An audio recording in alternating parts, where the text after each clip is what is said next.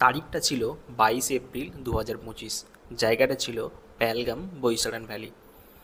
সময়টা ছিল বিকেল।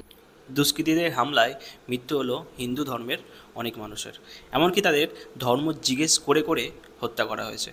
এবং এই হত্যাকাণ্ড জুড়ে এখন কিছু অমানবিক মানুষ বলছেন নাকি এটা ভারতীয় সেনা দ্বারা তৈরি করা কাল্পনিক কিছু মিথ্যাচারণ। তাদের উদ্দেশ্যে একটাই প্রশ্ন, যে সমস্ত মানুষদের হত্যা করা হয়েছে সেই সমস্ত মানুষের বাড়ির লোকেরা যে কথাগুলো বলছেন সেগুলো কি মিথ্যা, সেগুলো কি কাল্পনিক? মুর্শিদাবাদ, মালদা, বৈষ্ণোদেবী, এখন পেহেলগামের বৈশারান, এগুলো সব মিথ্যা, সব কাল্পনিক। প্রতিবাদ আপনি করতে জানেন না, তার জন্য কিন্তু মিথ্যার প্রচার করবেন না। প্রতিবাদ করতে গেলে কোনো ধর্ম লাগে না, প্রতিবাদ করতে গেলে কোনো রাজনীতিবিদ হতে লাগে না।